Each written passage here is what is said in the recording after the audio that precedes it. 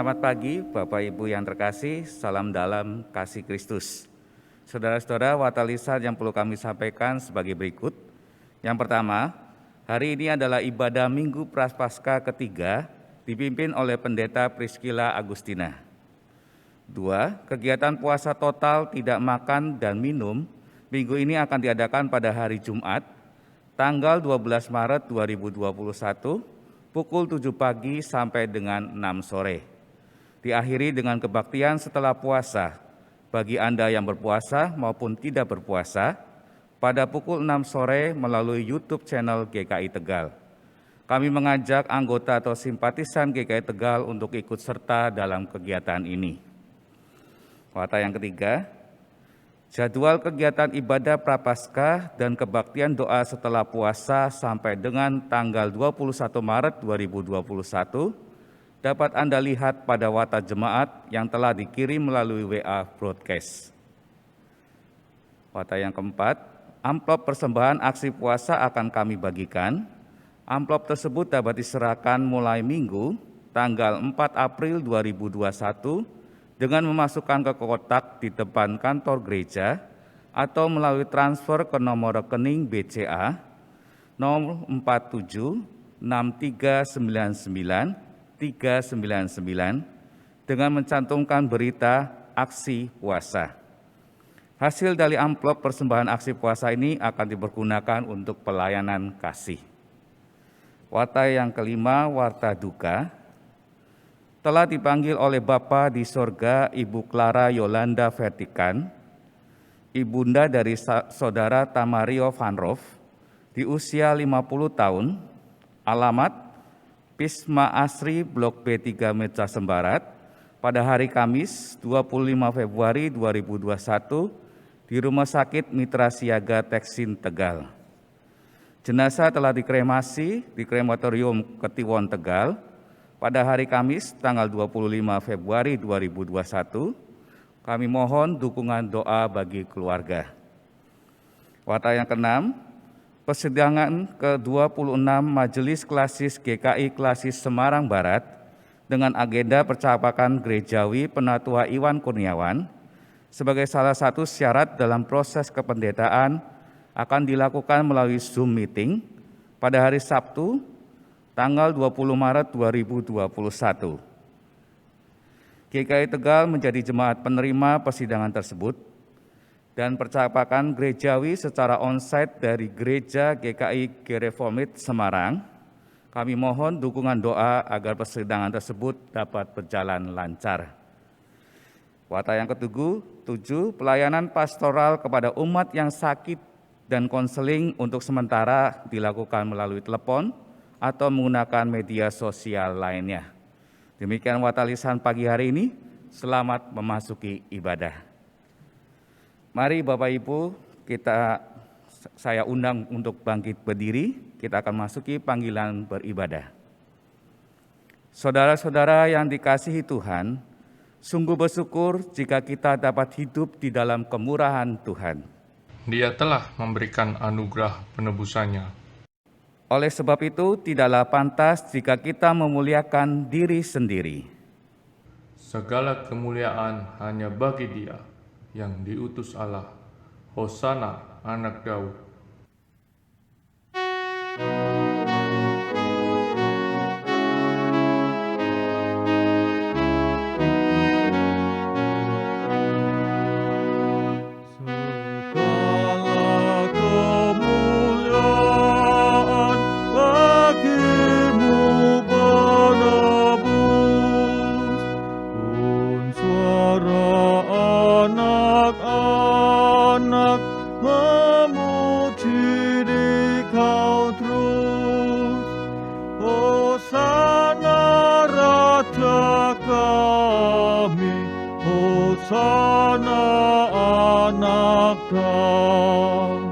Utusan Tuhan Allah, mubaraklah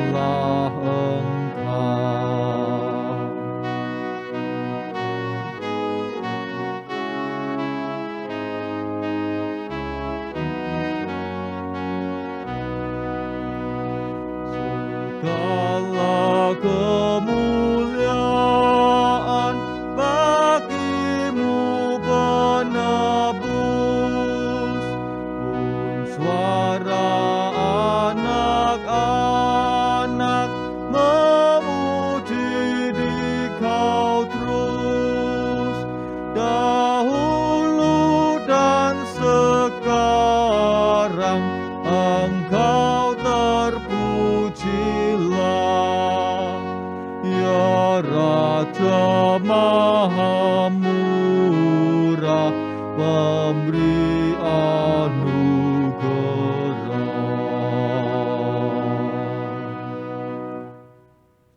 Ibadat Minggu Prapaskah ketiga ini berlangsung karena pertolongan kita datang dari Tuhan yang menciptakan langit dan bumi.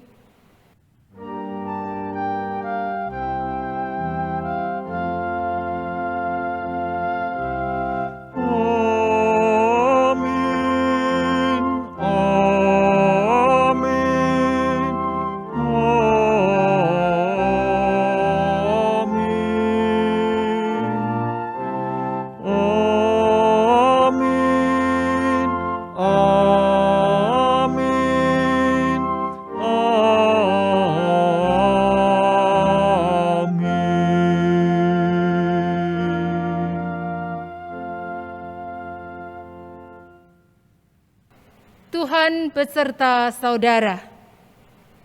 Dan beserta saudara juga. Saudara-saudara yang dikasihi Tuhan dan mengasihi Tuhan. Pada Minggu Prapaskah ketiga ini, tema ibadat adalah Cintaku pada Rumahmu.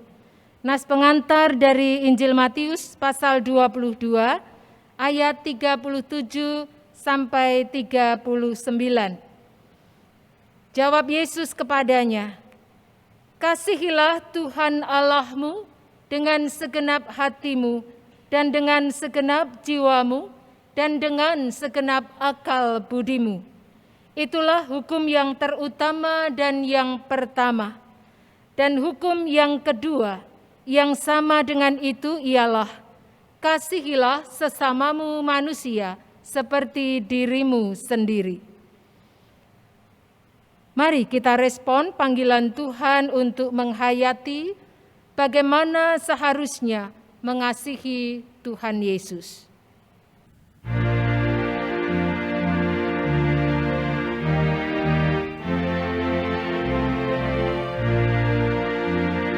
Yesus memanggil, mari segera, ikutlah jalan selamat baka. Jangan sesat, dengar sabdanya, hai marilah segera. Sungguh nanti kita akan senang, bebas dosa hati pun tentram, bersama Yesus dalam terang, di rumah yang kekal.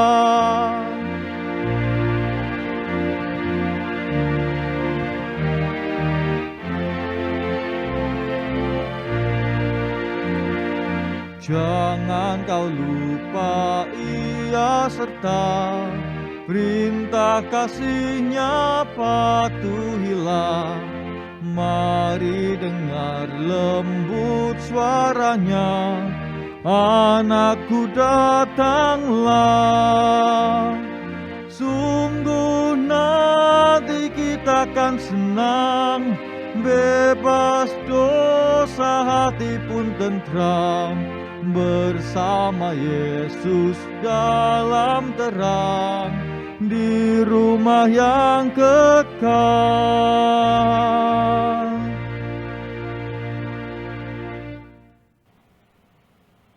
Dengan penuh kesungguhan mari kita mengakui dosa kita di hadapan Tuhan. Tuhan, kami datang menyesali dosa. Di hadapan-Mu kami mengaku belum hidup benar seperti yang Engkau kehendaki. Kami belum sungguh-sungguh mensyukuri pengorbanan-Mu. Kami sering tidak menghargai kasih-Mu. Kasihanilah kami. Tuhan, Engkau menggantikan hukuman dosa yang seharusnya kami tanggung. Salib yang berat, Kau pikul hingga batas sekarat, tertancap di Golgota, supaya kami selamat. Namun kami mengabaikannya dan memilih terus hidup bersama dosa. Ampunilah kami.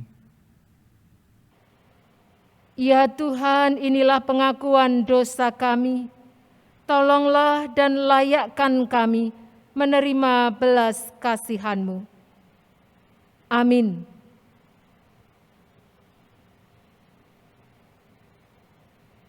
Saudara-saudara, penyesalan dosa yang kita bawa kepada Tuhan dengan penuh kesungguhan pasti berkenan kepadanya. Tersedia kesempatan untuk memperoleh pembaruan dari Tuhan. 1 Petrus pasal 2 ayat 24 mengatakan, Ia sendiri telah memikul dosa kita di dalam tubuhnya di kayu salib, supaya kita yang telah mati terhadap dosa hidup untuk kebenaran. Oleh bilur-bilurnya kamu telah sembuh. Demikianlah berita anugerah dari Tuhan. Syukur kepada Allah. Damai Damai besertamu. besertamu.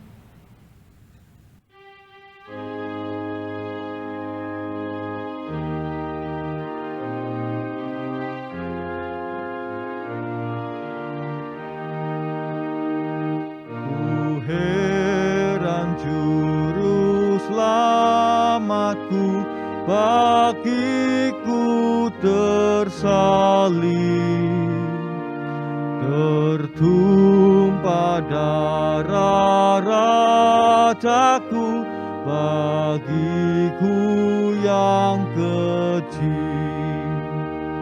Pada kayu salibku melihat terang, dan beban hidupku hilang lenyap. Mataku celik karena iman, dan aku bahagia tetap.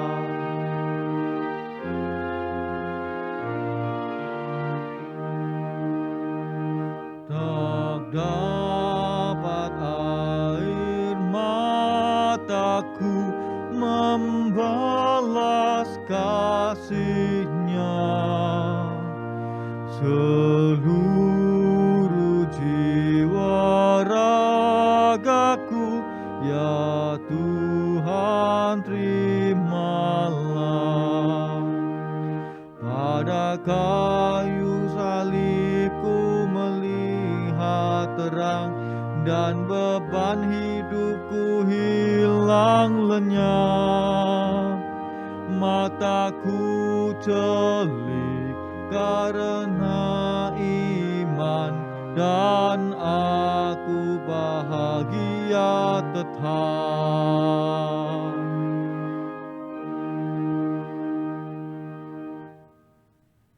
Kita akan bersama-sama mempersiapkan diri untuk mendengarkan dan merenungkan sebagian firman-Nya. Kita berdoa. Ya Tuhan, dalam perjalanan kehidupan yang penuh dengan tantangan dan pergumulan, kami membutuhkan terang firman Tuhan yang menuntun dan memperlengkapi kami untuk tetap hidup setia kepadamu dan tekun melakukan firman-Mu. Mari Tuhan perlengkapi kami, biarlah firman-Mu hari ini meresap dalam hati dan terwujud menjadi berkat melalui aktivitas hidup kami. Kami berdoa di dalam nama Tuhan Yesus Kristus. Amin. Saudara-saudara, bacaan Alkitab diambil dari kitab Injil Tuhan Yesus Kristus menurut Yohanes. Yohanes pasal 2, kita akan membaca ayat 13 sampai dengan 22.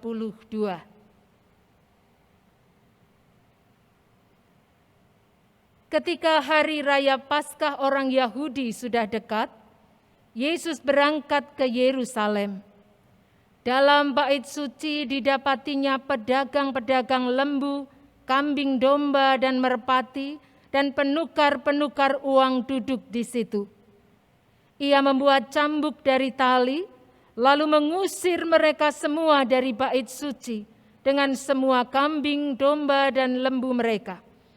Uang penukar-penukar dihamburkannya ke tanah, dan meja-meja mereka dibalikannya. Kepada pedagang-pedagang merpati ia berkata, "Ambil semuanya ini dari sini. Jangan kamu membuat rumah Bapakku menjadi tempat berjualan." Maka teringatlah murid-muridnya bahwa ada tertulis, "Cinta untuk rumahmu menghanguskan aku." Orang-orang Yahudi menantang Yesus, katanya, "Tanda apakah dapat engkau tunjukkan kepada kami bahwa engkau berhak bertindak demikian?"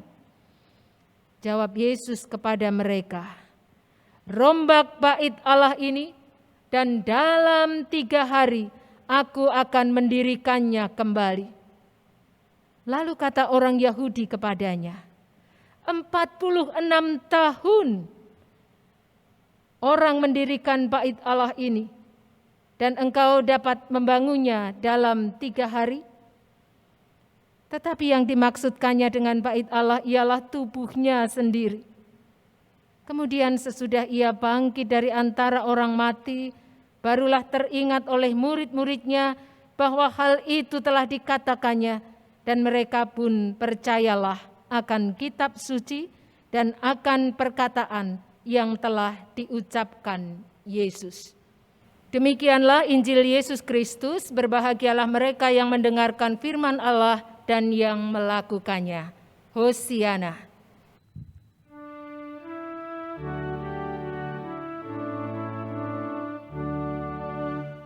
Hosiana,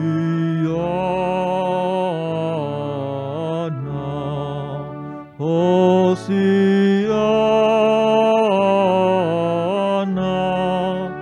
Hosiana.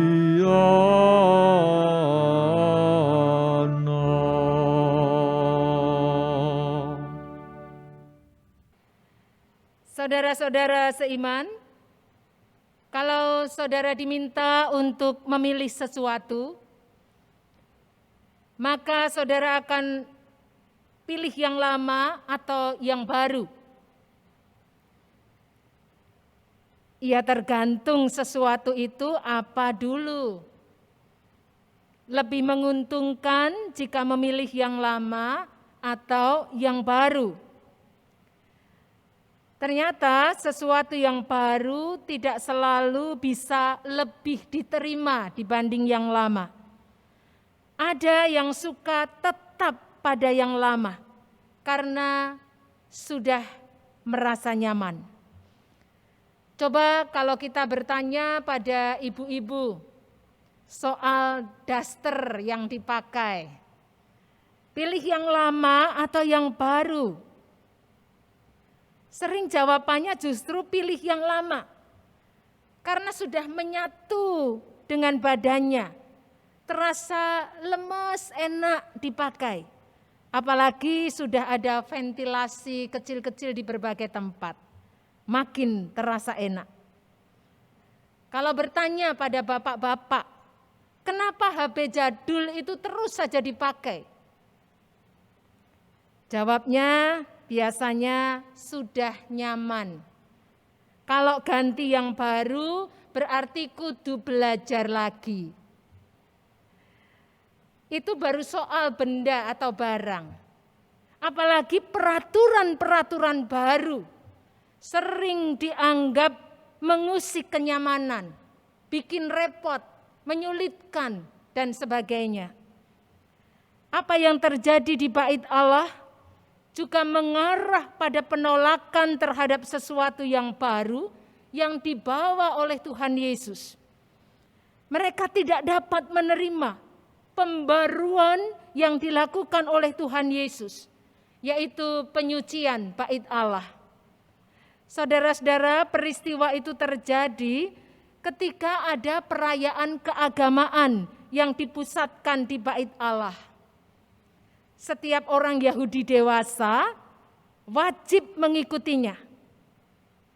Jadi tidak heran kalau bait Allah di Yerusalem menjadi begitu penuh sesak oleh pengunjung dari berbagai tempat, Bukan hanya tempat yang dekat, sekitaran situ, tetapi juga dari tempat-tempat yang jauh.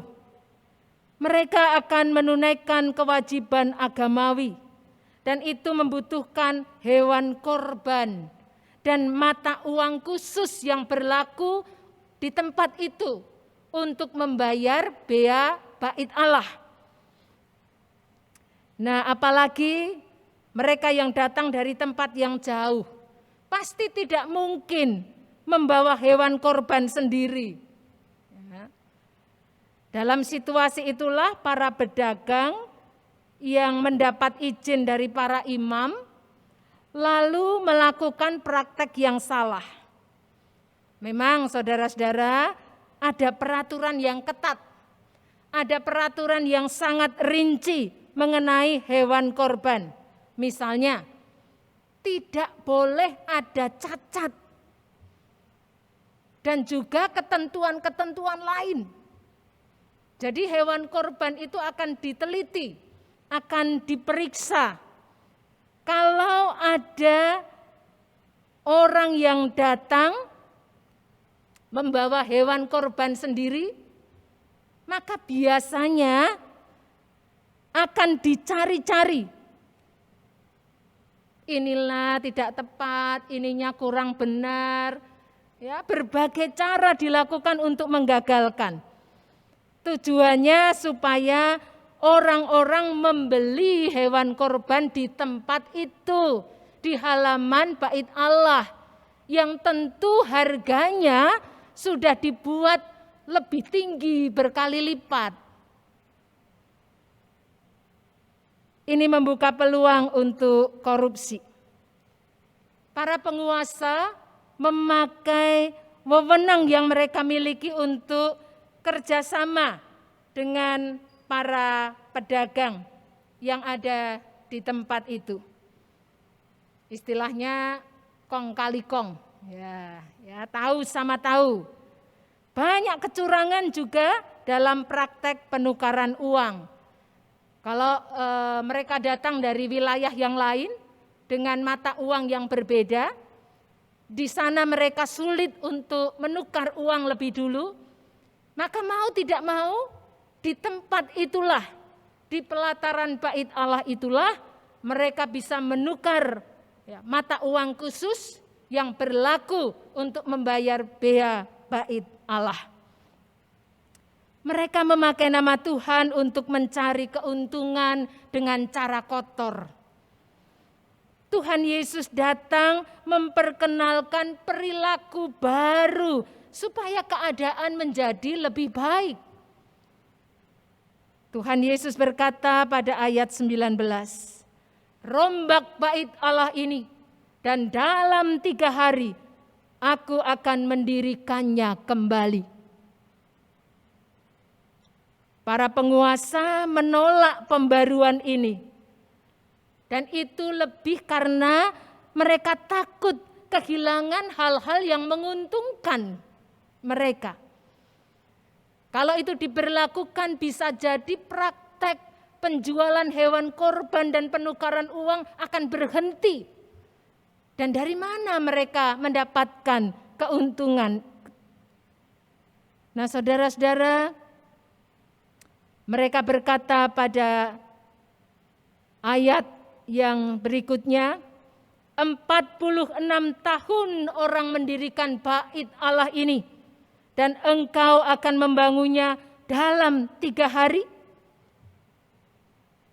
Tentu ini dimaksudkan untuk mencari pembelaan, supaya apa yang mereka khawatirkan tidak terjadi. Sebenarnya saudara-saudara, yang dimaksud Yesus bukan semata-mata merombak perilaku yang lahiriah, yang kelihatan oleh mata saja, tetapi merombak perilaku batiniah mereka. Hati yang adalah pusat kehidupan diperbarui menjadi lebih baik. Dan ini hanya mungkin melalui Tuhan Yesus yang menebus dosa. Nah, saudara, dalam teologi Perjanjian Lama, bait Allah adalah simbol kehadiran Allah. Maka ketika umat Tuhan menghayati bahwa mereka datang ke bait Allah adalah untuk menyembah Allah. Dia atau mereka sedang menghadap Tuhan di bait-Nya. Bagi mereka memenuhi panggilan untuk datang dalam ritual ibadat adalah wujud ketaatan, wujud kasih mereka kepada Tuhan. Nah, sekarang Yesus ingin memberi pengertian baru. Bait Allah atau bait suci yang dipahami sebagai rumah Tuhan atau rumah Allah bukan lagi terbatas dalam arti sebagai bangunannya atau gedungnya. Kata bait suci pada ayat 14 dipakai kata bahasa Yunani hieron yang memang menunjuk pada bangunan atau lembaganya. Tetapi pada ayat 17 dipakai kata oikon untuk bait suci. Ini menunjuk pada persekutuan seperti sebuah keluarga. Inilah yang hendak Yesus tekankan. Itu sebabnya Tuhan Yesus marah karena persekutuan yang seharusnya menjadi tempat untuk mengekspresikan kasih kepada Bapa dan kasih kepada sesama, justru diwarnai kepentingan-kepentingan pribadi dan sikap tidak peduli, ketamakan dan hawa nafsu. Yesus hendak memberi makna baru yang benar tentang bait Allah, rumah Tuhan. Yang semula hanya dipahami sebagai gedung, tempat, bangunan dari tumpukan batu-batu mati, sekarang diartikan atau diberi arti baru menjadi nahos, yang berarti Allah memenuhi, Allah mendiaminya, Allah bersemayam, diam di dalamnya. Kita ingat saudara-saudara peristiwa ketika tirai bait Allah terbelah. Sehingga tidak ada lagi pemisah antara ruang Maha Kudus dengan ruang publik di mana umat berada. Artinya hadirat Allah tidak dibatasi oleh tempat tertentu. Dia yang bangkit dan penuh dengan kuasa tidak lagi hanya bersemayam di gedung gereja, tetapi Dia hadir di tengah-tengah persekutuan umat, oikos yang penuh cinta kasih. Karena itu ibadat kita pun tidak lagi terbatas hanya di rumah Tuhan atau yang sering disebut sebagai gedung gereja. Tetapi ibadat terwujud dalam kehidupan keseharian kita bersama dengan sesama. Kita yang disebut gereja, persekutuan orang-orang percaya yang adalah tubuh Kristus, adalah persekutuan yang menghadirkan hadirat Allah dimanapun berada. Cinta kita kepada rumah Tuhan harus diteruskan ke ruang publik di mana ada perjumpaan dengan banyak orang dari berbagai latar belakang. Mereka bisa berbeda agama atau keyakinan. Mereka bisa tidak sama suku atau etnisnya dan lain-lain. Tapi satu hal yang tidak dapat dihindari adalah mereka sesama kita di dalam satu atap yang sama bernama dunia. Disitulah kita diutus membawa semangat persekutuan yang dibingkai dengan kasih dan persaudaraan. Saudara-saudara yang dikasihi Tuhan, pandemi COVID-19 membawa pada era disrupsi. Ya, ini ada satu istilah ya, era disrupsi, yaitu perubahan besar-besaran pada sistem, pada tatanan di berbagai sektor kehidupan. Bisnis, sekolah, dunia kerja, peribadatan, keamanan, dan lain-lain. Seperti sesuatu yang tercabut dari akarnya. Sehingga menimbulkan gangguan-gangguan yang menyulitkan dalam kehidupan. Pada situasi inilah banyak orang merasa tidak berdaya. Sebagian lagi merasa terpuruk, kehilangan harapan. Nah, saudara, kalau kita hanya berhenti pada situasi yang suram seperti itu, maka tentu akan sulit untuk melihat adakah sisi baik dari situasi seperti itu. Saudara yang dikasihi Tuhan, keadaan atau situasi ini sesungguhnya adalah ladang bagi gereja untuk menaburkan kasih, tetapi juga menjadi tempat bagi gereja untuk mempraktekkan, untuk mewujudkan, untuk membuktikan cintanya kepada rumah Tuhan, yaitu persekutuan melalui pelayanan kasih yang dikerjakan untuk umat, baik di dalam lingkupnya sendiri maupun lintas umat di luar lingkup rumah Tuhan. Saudara-saudara, panitia masa Paskah dan Pentakosta telah mengajak kita untuk mengambil peran dalam kegiatan pelayanan kasih. Masing-masing mendapat kesempatan untuk mendukung dana seberapa yang kita bisa. Jangan lewatkan kesempatan ini. Pakailah untuk membuktikan betapa kita ingin menjadi pembawa kasih yang menghadirkan hadirat Allah dalam hidup sesama. Kiranya semua ini menjadi ibadat yang berkenan kepada Tuhan.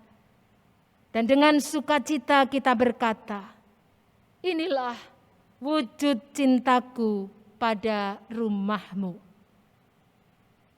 Amin.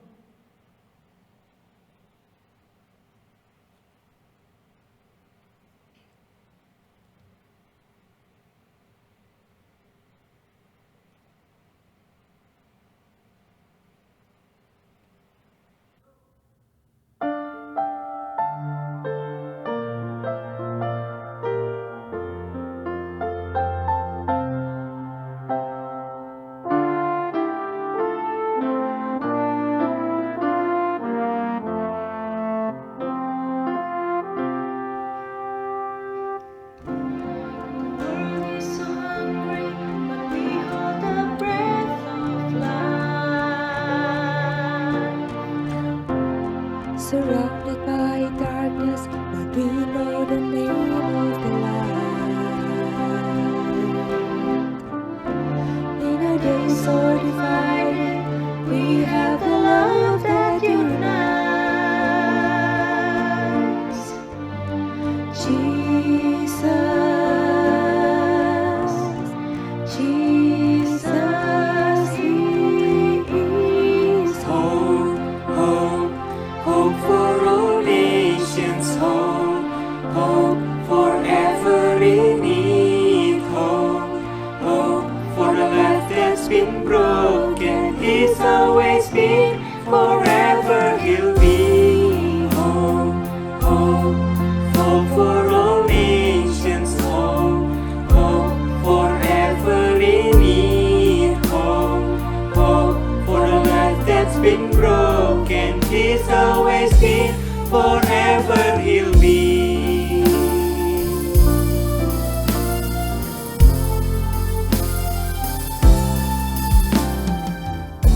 Dalam kekurangan dialah roti kehidupan.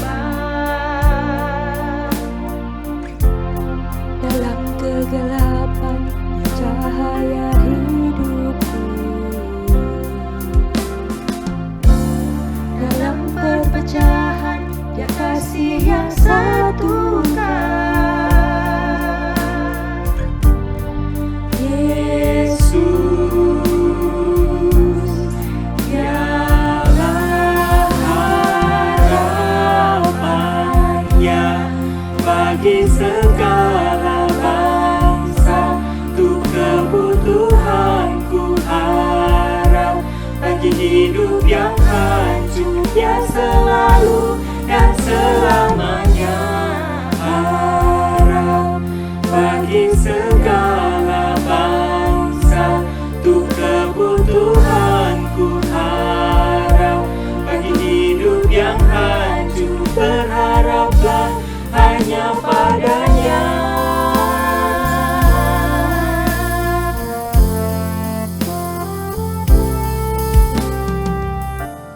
The same great power that raised him from the dead is living within us. The church will rise with kingdom dreams again. Nothing can stop us. Kuasa Allah yang telah membangkitkan ada dalam kita. Kerjakan bangkit dengan kuasanya, tak terkalahkan. Kita serukan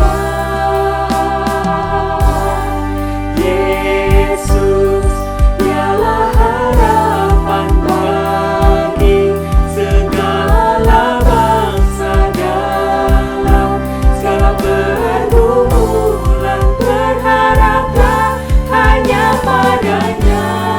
Hope, hope, hope for all nations. Hope, hope for every need. Hope, hope for a life that's been broken. He's always been, forever he'll be. Our hope,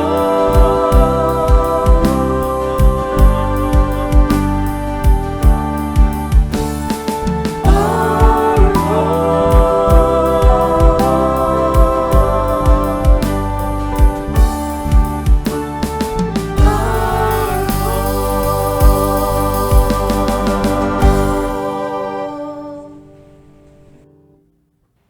Mari Bapak Ibu kita bangkit berdiri, marilah kita bersama dengan gereja dari segala abad dan tempat, mengaku iman kita dengan menyanyikan pengakuan iman dari Kidung Jemaat 280.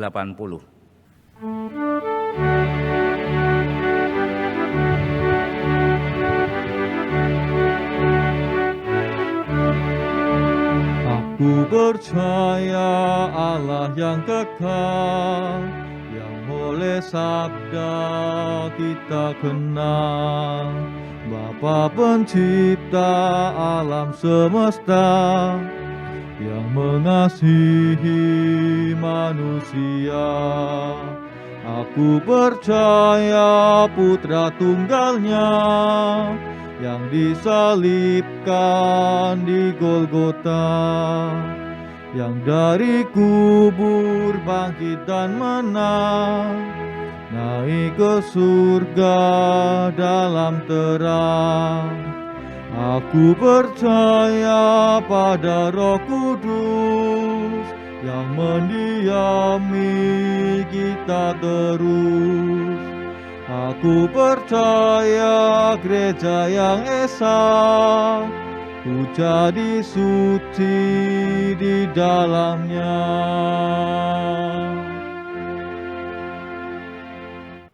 Kita akan masuk dalam doa syafaat dan akan kita akhiri dengan mengucapkan doa Bapa kami.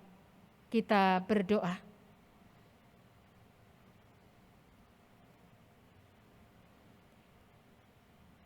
Ya Tuhan, kami mengucap syukur,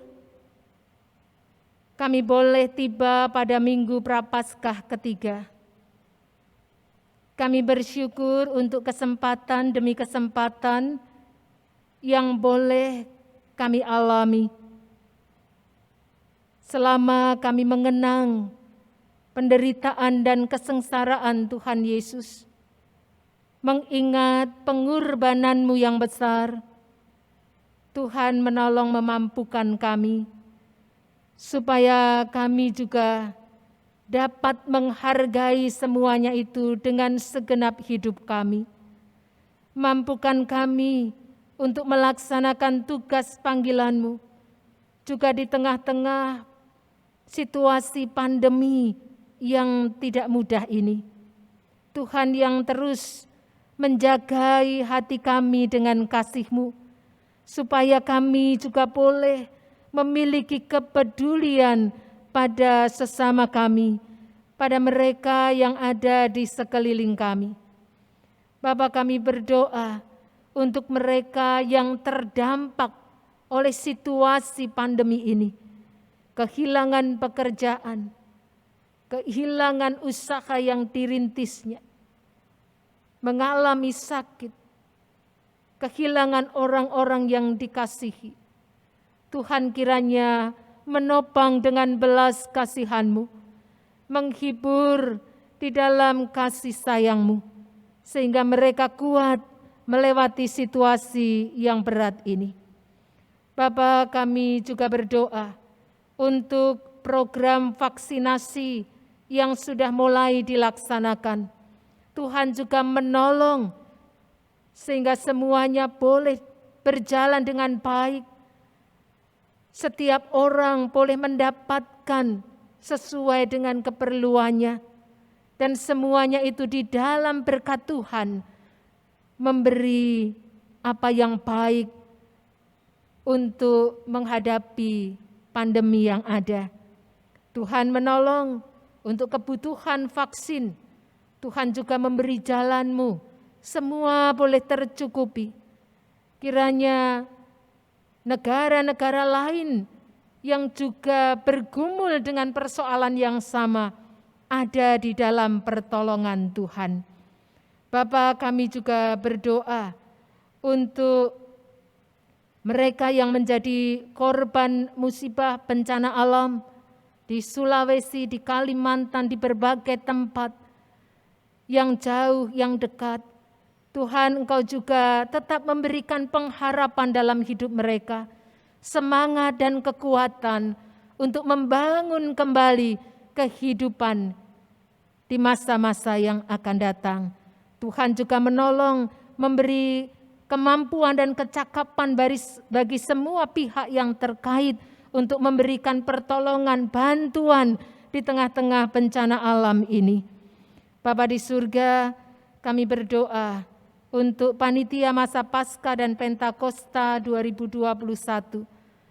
Kiranya Tuhan memampukan bersama-sama dengan umat Tuhan di GKI Tegal mengikuti, melaksanakan setiap kegiatan, menghayatinya dengan sukacita dan penuh syukur, melihatnya sebagai kesempatan yang datang dari kemurahan Tuhan.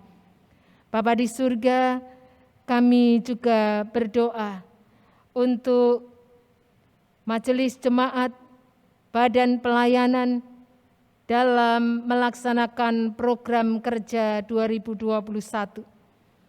Kami menyadari ya Tuhan, ada hal-hal baru yang harus kami kerjakan. Kiranya Tuhan memampukan, kiranya Tuhan menolong, supaya setiap program boleh menjadi berkat bagi umat-Mu, menumbuhkan iman, dan juga membangkitkan gairah untuk tetap menjaga persekutuan, melaksanakan kesaksian dan pelayanannya. Bapa di surga, kami berdoa untuk percakapan gerejawi bagi Penatua Iwan Kurniawan yang akan dilaksanakan dalam persidangan ke-26 Majelis Klasis GKI Klasis Semarang Barat pada tanggal 20 Maret yang akan datang. Sekarang ini Penatua Iwan Kurniawan memasuki masa cuti untuk persiapannya. Kiranya Tuhan menolong, Tuhan yang melengkapi dan memampukan. Kami berserah penuh ya Bapa untuk semua yang harus kami kerjakan. Kiranya persidangan tersebut, percakapan gerejawi, semua boleh berjalan dengan baik. Bapa di dalam surga, kami berdoa untuk Pendeta Emeritus Stefanus Trioso dan keluarga.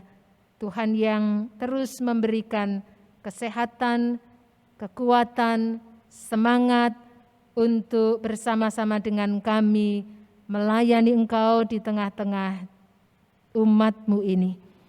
Bapa di surga, kami berdoa Bagi mereka yang sakit, kiranya Tuhan juga memberikan topangan yang menguatkan. Mereka yang ada di rumah, dalam kelemahan tubuh, dalam keluhan kesehatan, kiranya Tuhan juga memberikan semangat dan kasih Tuhan, hati yang berserah, tambahkan kesabaran, supaya mereka sungguh hanya memandang kepadamu, sumber kekuatan. Bapa di surga, kami menyerahkan segala usaha yang dilakukan oleh pemerintah kami untuk tetap menjaga stabilitas keamanan, kiranya Tuhan juga memampukannya. Terima kasih Bapa, kami serukan doa syafaat ini di dalam nama Tuhan Yesus yang mengajar kami berdoa. Bapa kami yang di sorga, dikuduskanlah namamu. Datanglah kerajaan-Mu, jadilah kehendak-Mu di bumi seperti di sorga. Berikanlah kami pada hari ini makanan kami yang secukupnya, dan ampunilah kami akan kesalahan kami, seperti kami juga mengampuni orang yang bersalah kepada kami. Dan janganlah membawa kami ke dalam pencobaan, tetapi lepaskanlah kami dari yang jahat, karena Engkaulah yang empunya kerajaan dan kuasa dan kemuliaan sampai selama-lamanya. Amin. Saudara-saudara, dalam keterbatasan karena belum dapat beribadah di gedung gereja, kita tetap bersyukur karena masih mendapat kesempatan untuk memberikan persembahan seperti kolekte, bulanan, persepuluhan, ucapan syukur, sampul aksi puasa, dan lain-lain dengan mentransfer ke rekening Gereja Kristen Indonesia Tegal, BCA, nomor rekening 0476399399. Saudara-saudara juga dapat memasukkan persembahan ke kotak persembahan di depan kantor gereja pada jam kerja, pada hari Senin sampai Jumat, pukul 8 hingga 13 siang. Majelis Jemaat GKI Tegal juga mengembangkan QR Code standar pembayaran nasional untuk mempermudah saudara-saudara dalam memberikan persembahan, sehingga saudara dapat memberikan persembahan melalui aplikasi uang elektronik seperti M-Banking, GoPay, OVO, Dana, Sakuku, dan sebagainya. Bagi saudara yang kesulitan mentransfer atau tidak bisa berpergian, Majelis Jemaat GKI Tegal dapat melayani pengambilan sampul-sampul tersebut ke rumah saudara. Silakan menginformasikan atau menghubungi melalui SMS atau WA 0856 6688 246. Bagi anggota dan simpatisan GKI Tegal Pos Jemaat Selawi, kolekte, persembahan bulanan atau syukur, dan lain-lain dapat ditransfer ke rekening BCA 3622123 atas nama Laura atau Dwiyanti. Kini dengarkanlah nas persembahan yang terambil dari Mazmur 96 ayat yang ke-8. Demikianlah firman Allah, berilah kepada Tuhan kemuliaan namanya, bawalah persembahan dan masuklah pelantarannya. Mari kita memberi persembahan dengan sukacita dan rela hati, karena Tuhan telah lebih dahulu memberikan berkat-Nya dalam hidup kita.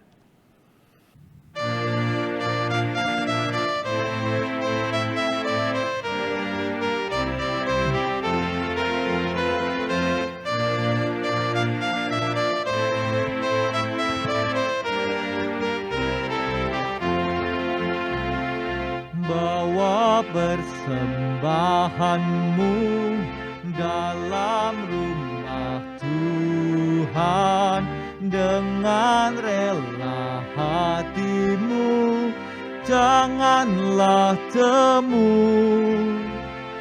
Bawa persembahanmu, bawa dengan suka, bawa persembahanmu tanda sukacitamu,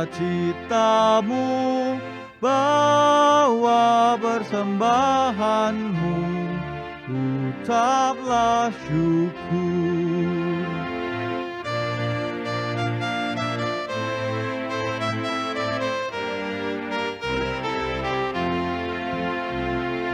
Persembahkan dirimu untuk Tuhan pakai, agar kerajaannya makin nyatalah.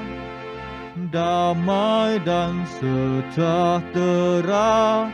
diberikan Tuhan, bawa persembahanmu, tanda sukacitamu, bawa persembahanmu, ucaplah syukur.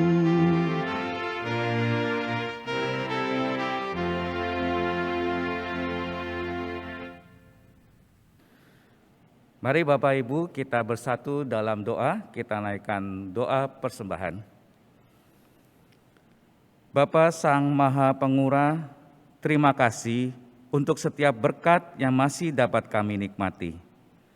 Terima kasih untuk pemeliharaan Tuhan yang mencukupkan hidup kami. Terima kasih untuk kesempatan membawa persembahan kepadamu dalam ibadah ini. Kiranya diri dan hidup kami juga menjadi persembahan yang berkenan kepadamu. Inilah ucapan syukur kami ya Tuhan. Amin.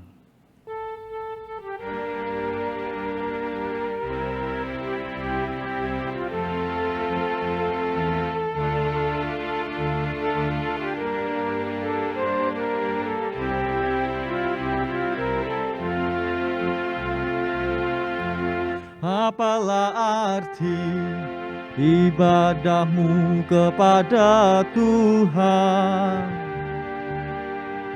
bila tiada rela sujud dan sungkur? Apalah arti ibadahmu kepada Tuhan, bila tiada hati tulus dan syukur? Ibadah sejati jadikanlah persembahan, ibadah sejati kasihilah sesamamu. Ibadah sejati yang berkenan bagi Tuhan, jujur dan tulus ibadah murni bagi Tuhan.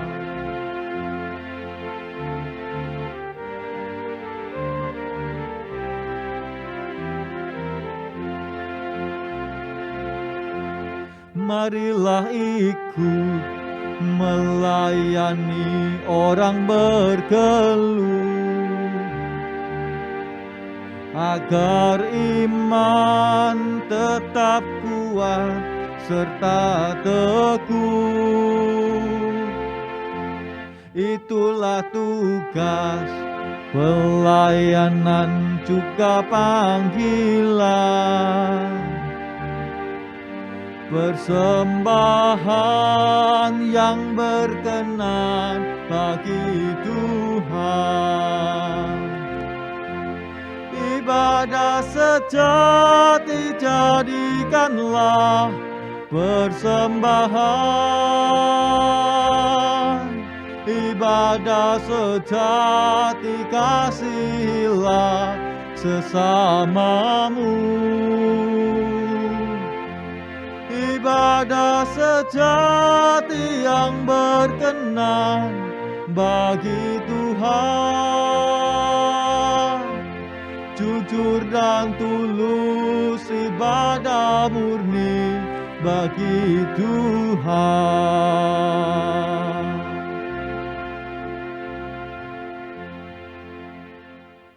Saudaraku, bangkitlah dalam damai sejahtera untuk melayani Allah dan arahkanlah hatimu kepada Tuhan. Kami mengarahkan hati kami kepada Tuhan.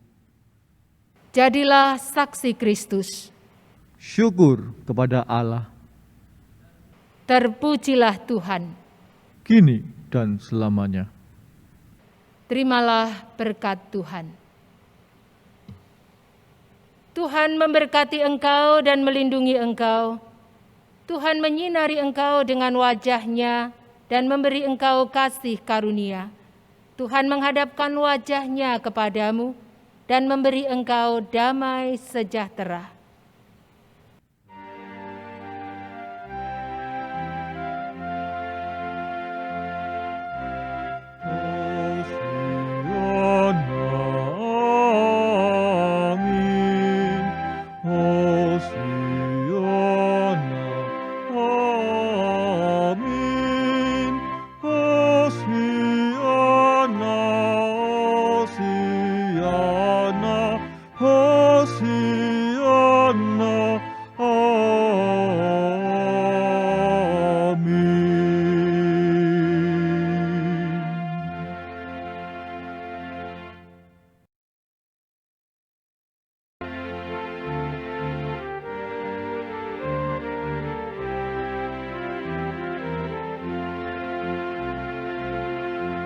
Marilah ikut melayani orang berkeluh,